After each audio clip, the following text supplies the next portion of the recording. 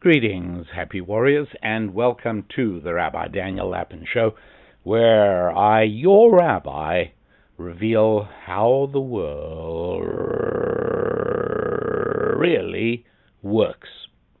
This is not a show for clowns, creeps, crooks, and cranks. No! This is a show for happy warriors. This is a show for happy warriors eager to embrace the challenges of life and eager to improve the 5 key areas of their life: their families, their finances, their faith, their fitness, and their friendships. And everyone else need not apply. This is strictly for happy warriors. And one of the most compelling conflicts in our time, it's in many ways, it's an exciting time to be living in. The most compelling conflict is over a very simple question, and that is, how did people get here? How come there are big cities? And how come there are huge machines called ships sailing the 7 seas? This is a very peculiar creature. Right? There are bears that are bigger and stronger than people, but they've not done any of that. And there are beavers who build beautiful dams, but they can't do anything else. And they'll even build a dam where it's against their interests to build a dam, because their instinct, anytime they see or hear moving water, is to stop it up. And so a willful ability to deliberately go ahead and build things and expand things and try and defeat entropy, to try and overcome the natural tendency towards chaos and disorder. This seems to be unique to human beings. And so the cultural struggle going on, and it lies behind a great deal of ideological disagreement and philosophical argument, and that is, are human beings here because of a lengthy process of unaided materialistic evolution, or are human beings here because a good and loving God created us in His image and placed us here to work the garden? Now, obviously, people whose outlook is religious will take the latter approach, and people whose chief outlook is mainly secular, well, they'll take the former approach. But for most of us, we are willing to not be locked in to either position, and to be open to discussion and argument and debate, not because we think that it'll ever be possible to prove either premise, but because it's always interesting to see the arguments that are being advocated by either side. And so I say that nothing is able to be proved, because if that were the truth, then there would be no intelligent secularists in the world. Anybody who's intelligent enough to hear and understand the proof would obviously become religious. That's all there is to it. Now, I do want to stress that when I say religious, I do not consider all religions in any way whatsoever to be equivalent to one another. Okay, religions are not all the same. There really is a huge difference. What is the difference? Well, you don't need me to tell you, and it's not because of profound contradictions within the theological texts of each religion. No.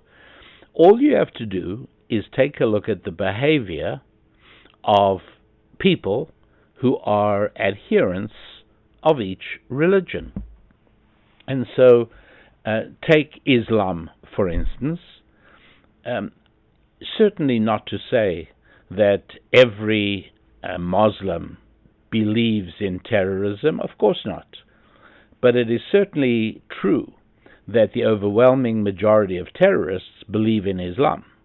And so it's not a ridiculous presumption to say that although I don't know much about the faith, I don't know whether the word jihad means an internal ideological struggle or the word jihad means draw the blood and cut the throats of stewardesses on airlines that you've commandeered. I don't know, but all I know is that if I look around the world, I see that violence and backwardness seems to be an unfortunate characteristic. I look and I see that whereas universities, and I'm not a big fan of universities in general, but universities around the world, whether you look at universities in Ireland or universities in Ghana or Nigeria or Zambia, you will find the universities putting out material. You will find the universities, for the most part, publishing things that at least within the measure of legitimacy in their own world carry some degree of authenticity. But you don't find much in the way of translated studies and interesting work coming out of the Muslim world universities. And so it's a different culture, and culture is the lifestyle that for the most part is produced by a religion. And you take Christianity, and I know people say, whoa, what about the Crusades? Fine, how about if we just talk about the 21st century? Would that be okay with you for now? And if we look at the 21st century, you will see that Christian countries leaned over backwards to welcome in immigrants from all around the world, but particularly young males from Middle East and North Africa. And if you look at the debates in Germany and Sweden and Norway and the United Kingdom and Italy and France, you will see that people cited Christianity and Christian compassion. They cited religious Christian values as the rationale for opening their doors to immigrants or refugees from almost anywhere. And so, if nothing else, I think one can see that if you're going to be stabbed, let's imagine that you are a Jew walking through the streets of London, identifiably Jewish. Let's say you're wearing a skull cap on your head that we call a kippah, and you get stabbed. Are you most likely to be stabbed by a member of the Church of Latter-day Saints? Are you most likely to be stabbed by the member of an evangelical church, like a number of them in London? Or are you most likely to be stabbed by a believer in the Quran?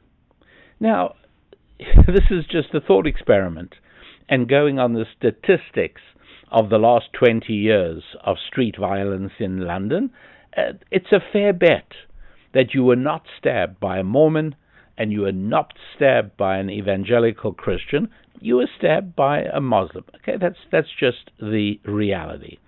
And if you take a look at Christians around the world, whether it's evangelical Christian hotspots in Africa, evangelical Christian hotspots in Europe, you will find peaceful, productive people building their families and taking care of their business and being charitable and looking after their churches. That's what you're likely to find. That's a plus for a neighborhood. That's a plus for a community. What are you likely to find if you take a look at Jews, whether in Israel or in anywhere else in the world at all? Well, for the most part, you're going to find people who, like the evangelical Christians, do not show up much on the crime rosters of the local police. And you'll find people who are taking care of business and making money, and which, as you know, I list as a very good thing. And you'll find them building community institutions like synagogues and schools, and you will find them taking care of each other, right? basically a plus for a neighborhood, a plus for a community, not hurting anybody. That's pretty much the pattern. So we have to take a look and understand some of the practical implications of Judeo-Christian thinking. But if you don't mind, first of all, I do want to let you know that we are getting rid of the inventory of a lot of books. The reason is because people are buying them as downloads, people are buying them in audio form, and meanwhile we are paying storage in the warehouse for these books. And so you can get a copy of the Thought Tool book set for $10. $10 buys you 2 cups of coffee at a certain international coffee chain whose name I will not mention because we will be giving free advertising, and they are not a sponsor of this show. But that's what we're talking about. Why might you want a Thought Tool book set? I'll tell you why. Because there are occasions, whether it's with your children or with your spouse or maybe with your in-laws or siblings, but there are times you get together. Maybe it's with a work associate, and you don't want to talk gossip. You don't want to talk about people. That you really don't want to talk about people, and you don't want to talk about movies and videos you've seen. You'd like to have a conversation about ideas. Well, here's what's nice. The Thought Tool book set gives you scores of ideas, because each thought tool is exactly what the name suggests. It's a tool for thought. And so for $10, it boils down to just cents per thought. And when you're in one of these situations where you'd like to suggest a topic to discuss, maybe a family dinner, maybe an outing, maybe a car ride, but you'd like a topic to discuss. And here's the great thing. When you talk gossip, when you're with somebody and you talk about a human being, it's a demeaning experience. You come out of that feeling you need to take a shower. If you talk about movies and entertainment, it's sort of kind of neutral. But if you talk about ideas, you actually get uplifted. And so there is a lot of merit in that. You get a lot of ideas for those $10. So I did want to let you know. Also, we have this lovely alphabet book, which is a depiction of the Hebrew alphabet in brilliant color. It's a hardcover book with a page to every letter with usages and pronunciation and what the letter looks like. And it's actually pitched on a children's level. It's designed to get even young people intrigued at the ideas that underlie the Hebrew alphabet. But as is so often the case, we adults will read or take a look at something that was designed for children, and we find it absolutely gripping. And so you'll find that to be the case. And then we've also got a book called The Skeptic and the Rabbi, which is actually, I'm the rabbi in the book. Fascinatingly, it was really fascinating for me to read because I saw myself through someone else's eyes. It's not a biography of me, but it's the autobiography of a young woman who grew up. She was a feminist, she was a liberal, she was a leftist, she was a secularist, and somehow another, through ways she describes having to do with romance, she found her way into the 4 walls of the synagogue I was privileged to plant in California. And it talks about her initial encounter with genuine Bible-based faith and the impact it had, how she dealt with it, how she dealt with conflicts between her friends and family and the faith that she was being drawn to, and the fact that it was the faith of her grandparents that her parents had abandoned made it even more fraught with emotional tension. So that's called The Skeptic and the Rabbi, and that's, like the alphabet book, is $5. Again, I hope you don't, but many people spend $5 on a cup of coffee these days. So think about that, and we'd love for these things to be in your hands rather than simply sitting in a bookstore. We don't want that to happen. Not in a bookstore, in the book inventory, the book warehouse. So, okay, you should definitely go ahead and do that. And Also at our website, rabbidaniellapin.com. That's where you go to, by the way, for these sale deals on these various books. You also go there because that's where you can become a member of the Happy Warrior community. And there are all kinds of reasons why you'd want to do that. Communication and mutual encouragement, other happy warriors going through many of the same challenges you are. You can encourage and bring joy to them, and they do the same for you. So I certainly find it very uplifting as I spend a little time in the Happy Warrior community, answering letters, posing questions, raising issues, and I think you'll find it equally uplifting and equally beneficial. So you can become a member of the Happy Warrior community at rabbidaniellapin.com. And also, as some of you probably, well, certainly Happy Warriors know, and that is that I do a private mini podcast, especially for members of the Happy Warrior community, on topics that I do not necessarily want to have in the public domain. So I wouldn't want to put them on YouTube, but I'm happy for it to be on the Happy Warrior site that you, as a Happy Warrior, get access to. So, for instance, the one that is a partner of this particular podcast today, let's say, if you're a member of the Happy Warrior community, when you finish this podcast, if you're interested in the shorter one, especially for Happy Warriors, you would discover that is a discussion on sexual purity and financial abundance, which on the surface of it sounds, esoteric and weird. What are you saying, that if I stay faithful to my wife, I'm going to make money? Well, as a matter of fact, that is part of the story. That is exactly right.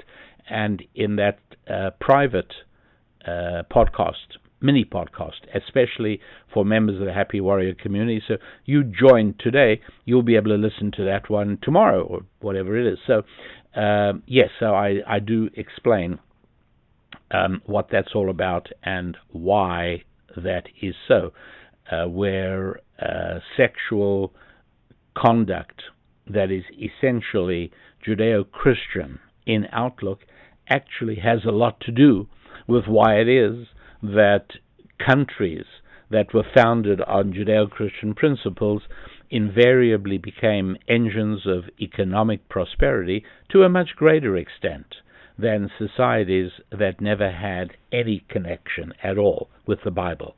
So I'll be explaining all of that. But meanwhile, on the question of where we came from and are we, what are we exactly? How does this come about? And are we nothing but animals, or are we something different? Things that point a finger in one direction become electrifying, and they ordinarily are very controversial, excepting that when they point a finger clearly in the direction of human beings not being just another step on the spectrum of biological evolution, but instead it points at you and me as being unique creatures touched by the finger of God, that sort of information tends to become a little suppressed because it's awkward and it's uncomfortable.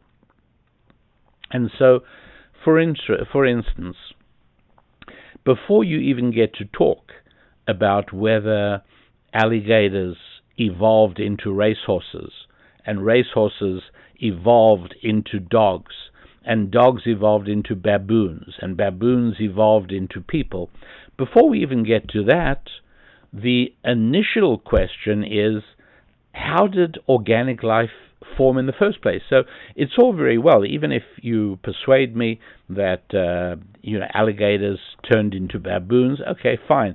But where did the alligators come from? Well, eventually and ultimately they come from single-cell creatures called amoeba. Okay, fine, but how did self-replicating cell-based creatures like amoeba emerge from rocks and sand and mud and water? How did that happen?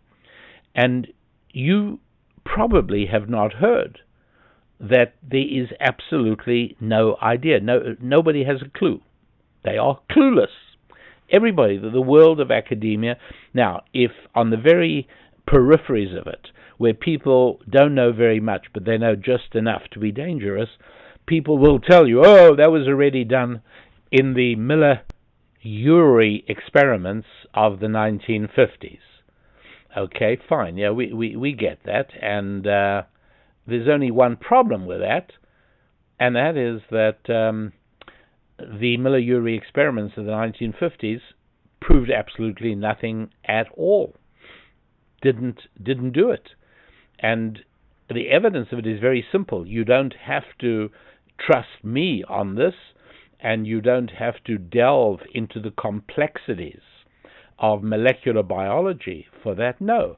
You just have to ask yourself, well, if the Miller-Urey experiments were promising, and they did in fact show that it is possible to produce organic cellular life from rocks and gases, and in other words, as you know, there's two areas in chemistry: organic and non-organic. And organic chemistry is the area that deals with life compounds, and inorganic chemistry, is calcium and nitrogen and lithium and boron and beryllium, all of which do not exhibit any signs of life whatsoever. And so, if indeed the Miller-Urey experiments produced a jump from inorganic chemistry to organic chemistry, then you would have expected that this would have continued. And as always happens, when any experiment in a revolutionary area shows promise, everyone picks up on it, and away they go.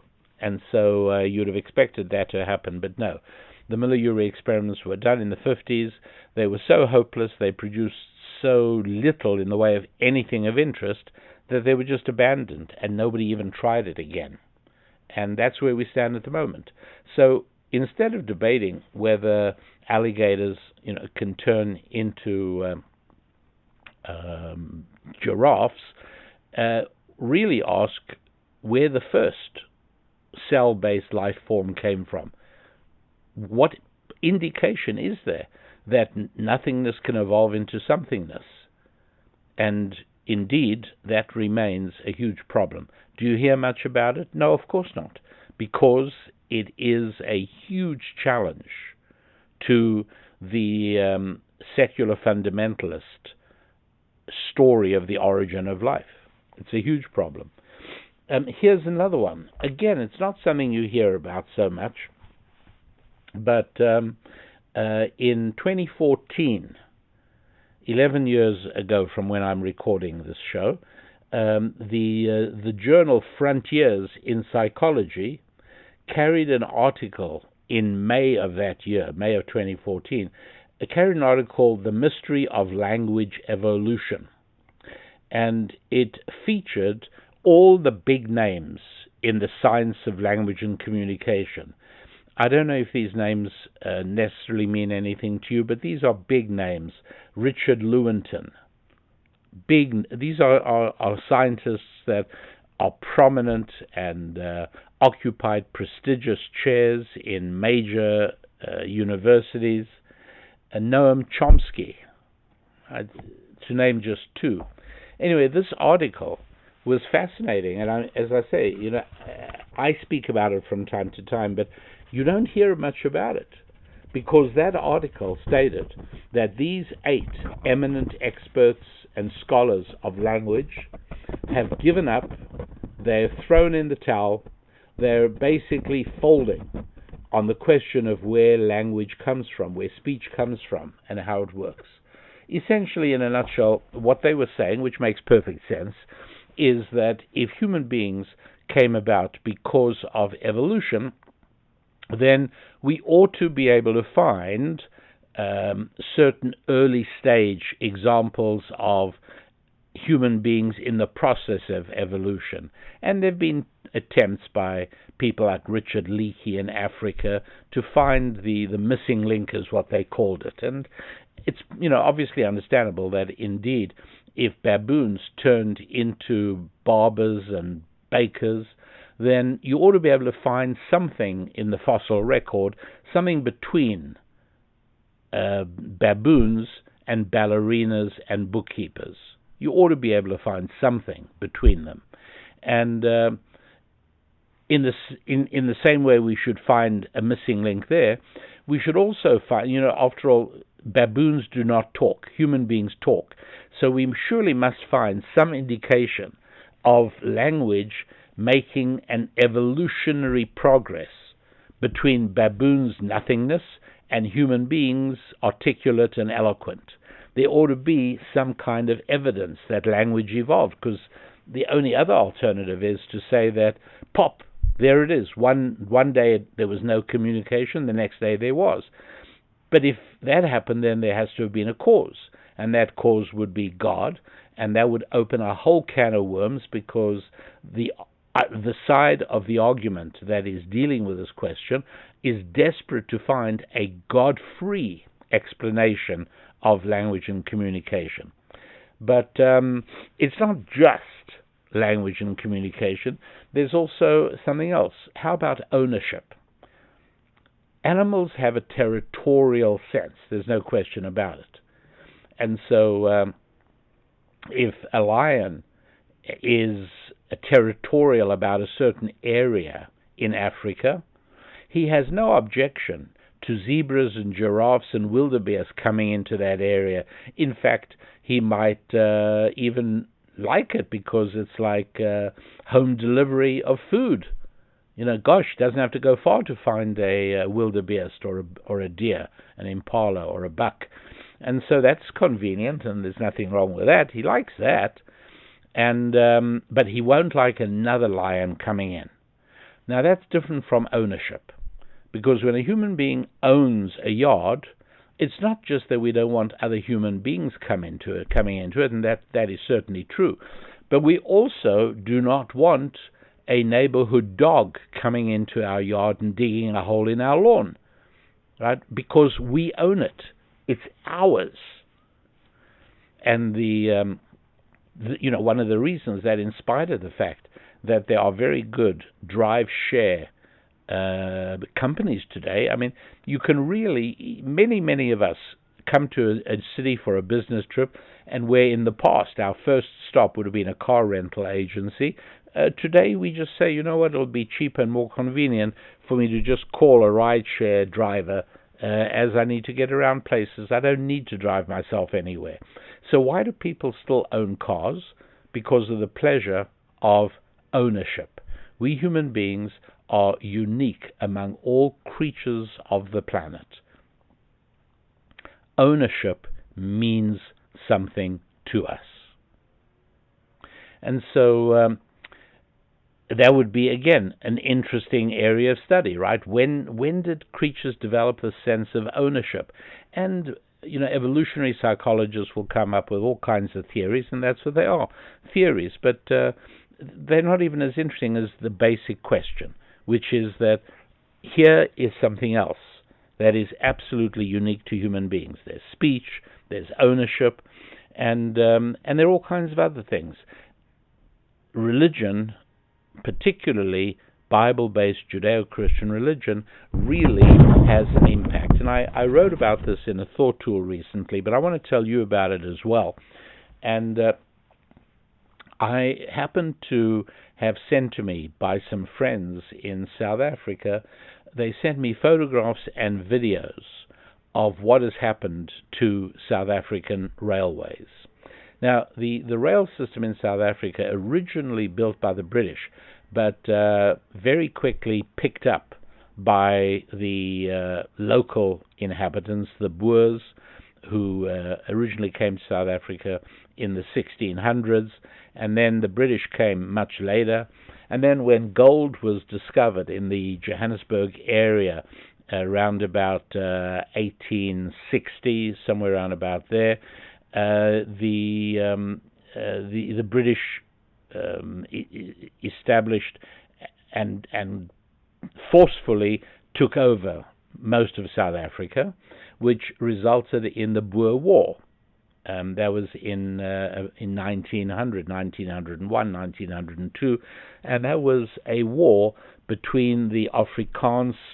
I call them the first white tribe of Africa, and that's really what they are. They are a tribe. They're white, and they are Africans. As much as anybody else living anywhere, because very few people in Africa are living where their ancestors lived 500 years ago. There's always been a tremendous amount of movement because Africa's been so subject to famine and drought and water shortage that people would move and resettle somewhere else constantly. So there they are, and they picked up on taking over the railways, and they started building more. And they started even building locomotives in South Africa and laying thousands of miles of railroad. And railways in South Africa were really very effective, because we're talking about fairly long distances, not like the United States or Australia, but if you wanted to travel from the financial hub of the country, which was Johannesburg, or from the legislative hub of the country, which was Pretoria. And those two cities are 30 miles apart. You wanted to go from them to, shall we say, Cape Town on the coast. Well, that's 1,000 miles. And so railways was a great way to go. And I have the fondest of memories. And because friends of mine know that I have a fondness and a nostalgia for railways, particularly steam trains. I really like and enjoy, and so they've sent me pictures of what the current condition of railways in South Africa is. And I don't have to tell you. I mean, rolling stock is lying abandoned in remote sidings and rusting away. Locomotives are not working. The electrification section, there were parts that were electrified in the 70s and 80s, and all the copper wire that powers, the pantograph that rises above the locomotive to be in contact with the copper wire running along overhead in order to conduct electricity down into the electric motors of the locomotive, all that copper has been stolen. How do you steal copper that has 600 volts of electricity in it? Well, easy. Turns out that the power goes out for a few hours every day. And as soon as the power goes out, there's a whole cadre of, shall we say, metal traders who descend on the railway lines and start ripping out all the copper wire in order to sell it, which sometimes they even sell it abroad, overseas, but they're doing a lot of that. And so the railways are a mess today. There are exceptions. One is the Blue Train, which is a big tourist attraction. It's not run by South African Railways. It's run by a separate private company on rail track owned by another company, and it's a money maker, and so they keep that running. But ordinarily, the railways that ordinary people would travel on, it's another world. All gone. Electricity. The Electricity Supply Commission was known as ESCOM. I must tell you, my whole childhood, I have no recollection of a single power outage. Blackout, unknown. You know where I saw blackout for the first time in my life? California, in the year 2000. San Francisco kept on going dark during that summer. Up till that point, it sort of course, a first world functioning country has as its primary obligation, or among its primary obligations, providing reliable power.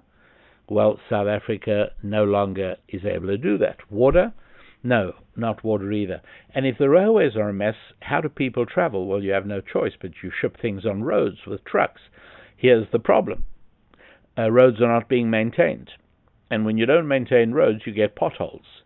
And when I say potholes, you can probably find them yourself, pictures online of potholes on South African roads that would swallow up an average small car. Anyway, the roads in South Africa are a mess. The electricity supply is a mess. Water supply, unreliable, a mess. Railways, a mess. What happened? And the answer is obvious. It's entropy. natural deterioration causes it. Well, why didn't it cause it before 1985? Or 1995, I should say. And the reason is because it was being maintained. It's a lot of work to keep a train running. Maintenance of the locomotive, maintenance of the railway track, maintenance of the coaches, maintenance of the fuel supply, electricity or coal or whatever it is. It's a huge amount of work. And I think it's fair to say that many more people are hard at work on maintenance than are actually working on driving the railway system in the first place. Maintenance just ceased. What's the problem with electricity? Also, the generators stop because they break down. They're just not being maintained. What would happen to your car if you just drove it and drove it and drove it? You never had the oil change. You never had it greased. What would happen is it would eventually seize up. It would just stop running.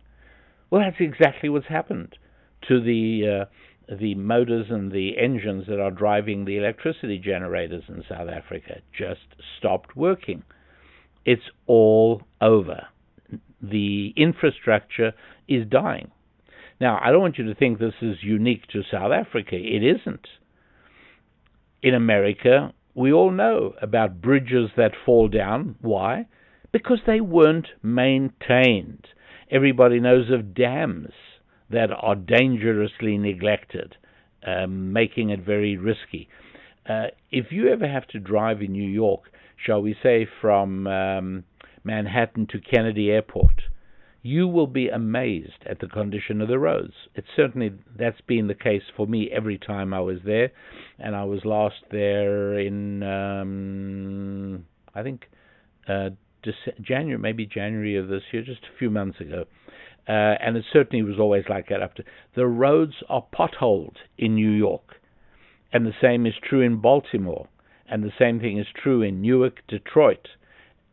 What's going on? It's just there hasn't been maintenance, that's all. Aging infrastructure and neglected maintenance, that'll take care of it. Amtrak. You go on Amtrak and you can see that it's not being maintained.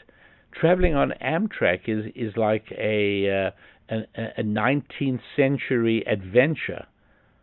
I mean, it's just not being updated, not being taken care of.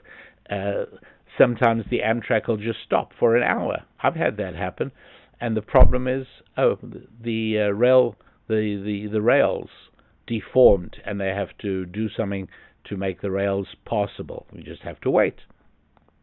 And so, and not only that, but you're also, in other words, I've been talking about mostly neglected maintenance on the part of governments and cities and states, but you'll also find homes like that. I hope not in your neighborhood, but almost anywhere in the United States, you do not have to travel far to find homes with peeling paint, unmowed grass, non-working cars up on blocks in the yard, broken windows that wasn't fixed, and you'll find it. So what's going on? And so what I have to tell you is that maintenance is a religious value. Looking after your possessions is a religious value. It's something that is important because one of the ways we are distinguished from animals, one of the ways that we are like God, is that we own things. There are things that are ours, and we take pride in that, and we should look after them and maintain them and be careful with them. And it's hard to do in a certain way because let's say you know that you need to hire somebody to mow your lawn, or you know you need to repaint the front of your house, but you've got $200 available, and you can either buy a new camera or a new phone or a new something, or you can do the maintenance. And you can see what the appeal is. You know, will it really be a problem if the grass grows for another 2 weeks? I'll mow it in 2 weeks' time. I'll have another $200. Painting the front of the house, you know what? It's looked the way it looks for a while. It'll look a bit longer. Meanwhile, I got a much better usage for my $200 than maintenance. And that's exactly how cities feel as well. Now, they get it, right? You work for a city. You can either spend money on a thankless job of maintaining a decaying infrastructure. Nobody sees. You got to tell people what you did. Nobody gives you a medal. Nobody gives you a pat on the back. Nobody wants to throw a dinner in your honor because you fixed the water pipes. No, it's ignored. But if you open a new highway or you create a high-speed rail line from nowhere to nowhere, that doesn't matter. But you can tell people, oh, we're building a new railway, that's why we need a bond issue, and that's why we need new taxes. It's going to solve the congestion on the roads. And everybody applauds, and everybody gives you medals. It's wonderful. Los Angeles Mayor Karen Bass, you will remember, she actually proved this for us earlier in 2025, right? What happened? Instead of making sure that fire hydrants had money, she instead took an all expenses paid, first class all the way trip to Ghana. Because it's more fun going on a junket to another country, paid for by your voters and your constituents. It's much more fun doing that than it is having a serious problem and solving it like water in the fire hydrants. That's what goes on. And I want to explain why it is, what's really happening here. And what's really happening here is that awareness of time, past and future, is a religious value. It's a part of Bible-based Judeo-Christian thinking. If you strip that away, our natural default condition is to be focused on the present. And that is absolutely normal, and that is absolutely natural, because the present can provide you with fun and pleasure. And if you focus on the present, you can even stay safe. You make sure that the lion doesn't come and eat you. But that's all about the present. And I can have great pleasure by doing things in the present. And I can have a good meal. I can have fun. The present gets our attention. And so the normal condition for a non-religious, evolved, natural person is that the present matters more than the past or the future. Past certainly doesn't matter. Ripping up statues and destroying statues of figures in the past is just the flip side of ignoring the future. And what does ignoring the future mean? It means ignoring maintenance. And so whether it's looking after your car or mowing your lawn, or whether it is a city doing maintenance on a bridge or a dam, or making sure that the roads do not have potholes and that they get repaired promptly, and that traffic lights are synchronized and up to date, all of those things are an unsatisfying way of spending money, because the benefit of those things will only come in the future. And politicians tend to think of their lives as periods of time punctuated by elections. And many politicians even know that even if they win the next election, they want to retire or do something else the one after that. And so if the requirement is to spend the money on a junket first-class trip somewhere, or to spend the money on maintenance on a problem that won't really become a crisis for another 5 years, and you're not even going to be in office in 5 years' time, hey, why would you do that? And they obviously do not. That is the amazing thing. But what religion does, when I say religion, I'm talking specifically about Bible-based Judeo-Christian faith, what that does is entirely different. Because religion inculcates you to think about the past and the future. And certainly if you're brought up that way as a child, right? Little Jewish children are very strongly aware of the details about people and events of 2,000 to 3,000 years ago. They know about it. They come to life. And so once a year they celebrate Hanukkah, and they'll tell you, those events took place many years ago, and it was there were Hasmoneans, and there were Maccabees, and there were wicked tyrants. And again, any little Jewish kid who is raised religious will tell you about the festival of the Feast of Esther, and when that happened a long time ago, more than 2,000 years ago, and it's like yesterday. These things are real. And so when you are raised to be as aware of the past as you are of the present, it's hugely valuable. You have an entirely different perspective. And if you were not raised with that, it's worthwhile becoming aware, spending a little time. How do you do that? Well, I would recommend reading biographies. Really, get hold of books from the library that are biographies of people that lived in the place that is important to you, where you live, and read about their lives from 100 years ago and 200 years ago, the struggles they dealt with and how they overcome them. When we were living on the West Coast, our children used to read a lot. We used to read at the table stories about the Oregon Trail, how people settled the West, what that was like, all of which is intended to make the past as relevant and as alive as the present, because nobody needs to be taught how to take the present seriously.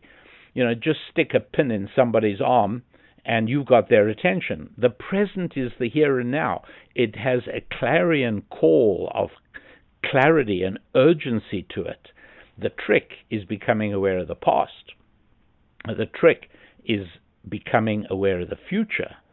And there again, people who are raised in the Judeo-Christian biblical tradition, for them, the future is also real. Again, from the youngest ages, a young boy brought up in a Christian environment knows that down the road he is going to choose a wife and he's going to go out on his own and start his own family. And there's that awareness. It's not, I may or may not. He doesn't have discussions about will he have children or won't he have children. And for those of you who grew up in a secular environment, you probably don't really understand just how natural thinking about the future and taking the future seriously is to people who are raised in that sort of environment. So there again, if you are raising young children now, you want to think very seriously about finding a way in order to make them as aware as about the future as they are about the present, and to make them take the future seriously, because in the same way you can have obligations in the present, right? You can have obligations to not step off a very high building. You can have obligations not to eat dangerous foods. There are things about the present that you do. There should be things about the past. In other words, there are things that a young male, Christian or Jewish, will say, I wouldn't dream of doing that. It would be betraying my grandparents. It would be betraying my parents. It would be betraying my ancestors. I've got ancestors who died because of their faith. How can I possibly dream of betraying my faith? That's really how people think. And you end up with a different kind of person, but more importantly, you end up with a different kind of neighborhood, a different kind of society, a different kind of city, a different kind of country. And so, you'll have, right now, for instance, you've got Jewish people in Israel who have been on and off in the army for 5 years, for a year and a half. You've got people who have lost comrades. You've got women who've lost husbands. You've got parents who've lost sons and daughters. This is what's going on there. And so you think, my goodness, how many Israelis are finding out about emigration? How many of them are looking up, could they move to somewhere else? Could they move to Australia, move to America? No, they aren't. Because their belief, deep, solid belief, is that God gave them the land of Israel, and He's going to take care of them. It's going to be okay. They have a future. It is not an accident, and I'm not saying that every secular person believes in a doomed and gloomy future. No. But I am telling you that everybody who believes in a gloomy and doomed future is a secularist. It's really important to know. Not every secular person, not every non-religious person thinks the oceans are going to drown us all out. But everybody who says that the oceans are rising and in a few years there won't be a Miami, anybody who says that is not a religious person. You can count on it. It's pretty much across the board. People who think that we're doomed because a meteorite is going to be uncontrollably aimed at the earth and it's going to... Anybody who believes that global warming is going to wipe out the earth, not every single non-believer, not every single atheist believes that global warming is going to wipe us out. But everyone who believes that global warming is going to wipe us out is a non-believing person, because they don't have a vision of the future. And it really matters. It really makes a difference. I'll tell you something else interesting about the Hebrew language.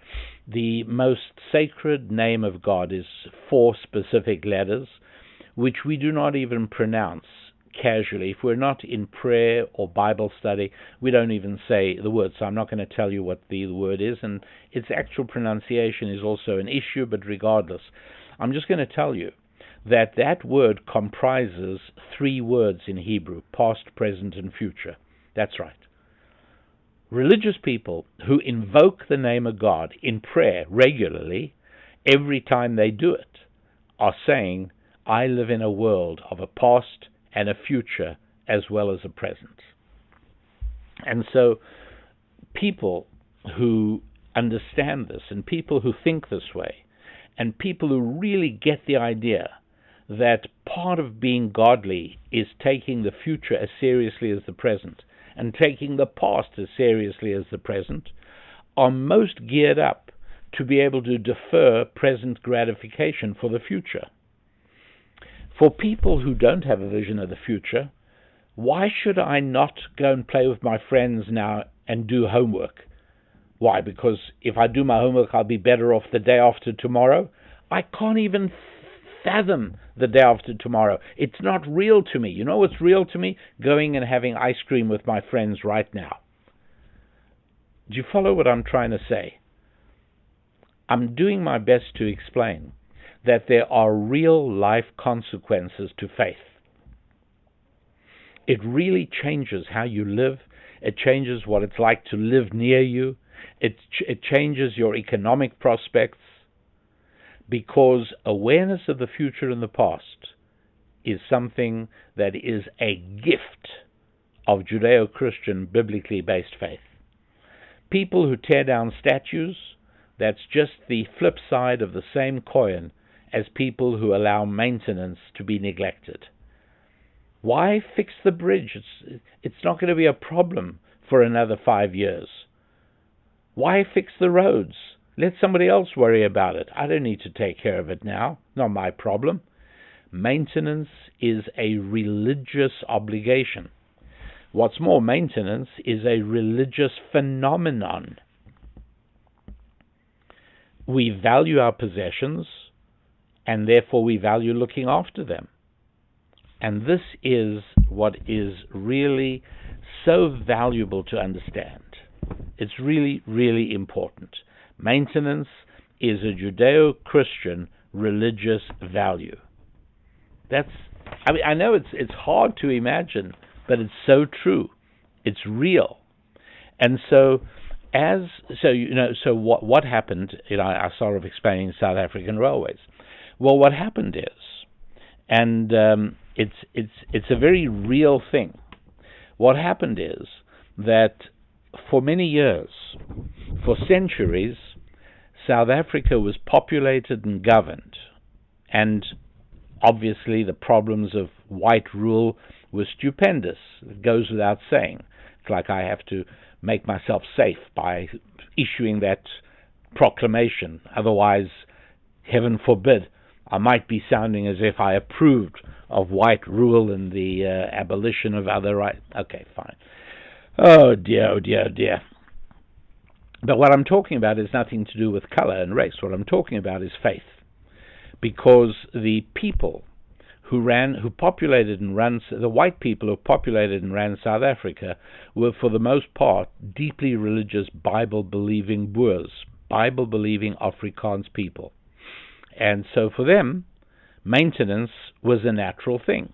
South African Railways was maintained whether by people in the boardroom and the C-suite or by people walking the railway tracks, by people who believed the Bible and went to church every Sunday.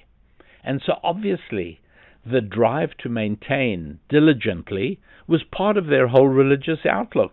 It made perfect sense. But you see, it was different when the African National Congress took over in South Africa. It made a very big difference, because the African National Congress was, although it was started in about 1912, around about 1950, the Soviets took it over. They funded it, the Cubans took it over, they funded it, they advised it, they guided it, and it was an unrepentant Marxist organization promoting aggressively a secular world view. And at that point, everything changed in South Africa. Everything changed. Because the entire culture switched to secular, the government switches to secular from religious, and so obviously maintenance goes out the window. That is what was happening. That was what it was like. And I know it's hard to believe just how important this stuff was. But it really, really made a huge difference. And so from the middle of the 17th century up until 1994, the culture in South Africa was religious. Maintenance was flawless. Everything got taken care of. Everything got looked after. Now, in America, the same thing can be true from its founding up until about 1960. I always like saying 1962. You regular listeners will know why I say 1962. It has something to do with the birth control. But that's not for now.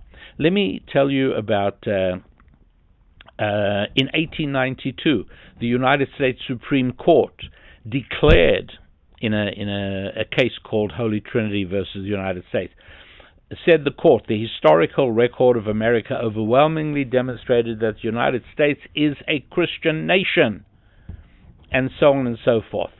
You know the prayer breakfast? The prayer breakfast these days, and I think whether it was Clinton or Obama, never even showed up for it, but in 1954, Time magazine ran an article on the prayer breakfast that year. And Chief Justice of the United States Supreme Court, Earl Warren, was not only there, he gave a speech. Let me read you the words he said. I believe no one can read the history of our country without realizing that the good book, that means the Bible, and the spirit of the Savior, that means Jesus Christ, have from the beginning been our guiding geniuses. Whether we look to the first Charter of Virginia, or to the Charter of New England, or to the Charter of Massachusetts Bay, or to the Fundamental Orders of Connecticut, the same objective is present: a Christian land governed by Christian principles. My dear happy warriors, that's exactly what America was until the 1960s. So not surprisingly, maintenance was diligently taken care of all the way up till the early 1960s. But for reasons we won't go into now, America secularized from the early 60s very rapidly. And that was the time when maintenance faded away as well. It was also a time when crime began to blossom and mushroom.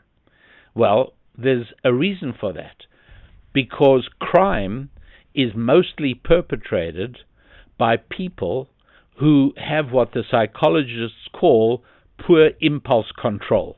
You're irritating me, I want to hit you on the head.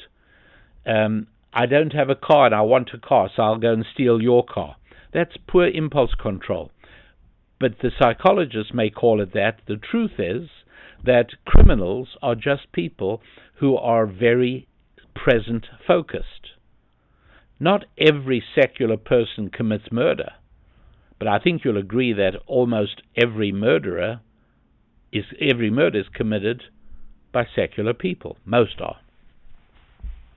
Because if you are not conscious in a real, tangible way of the future, then the present is all that matters. Therefore, I can take what you own, I can beat you up or kill you if I feel like it and you're irritating me, because the future is not there. And for you happy warriors who are normal, functional human beings, I do believe it's hard for you to imagine even just how absent the future is in the hearts, minds, and souls of psychopaths. And so, yeah, are we going to have more crime if we strip away awareness of the future? Yeah.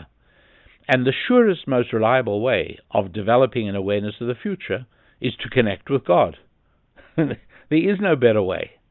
And so that America started deteriorating, and Amtrak went from the best railway system, well, it wasn't even called Amtrak then, but America had the railroads that were the envy of the world, to today where America has railways that are the joke of the world. It all started going in the 60s when maintenance stopped. And the reason that many people are very nervous about flying today is because as much as the flight safety depends on the pilot, you could say that even more it depends on the mechanic servicing the engine. And how do we know that he is diligent about maintenance?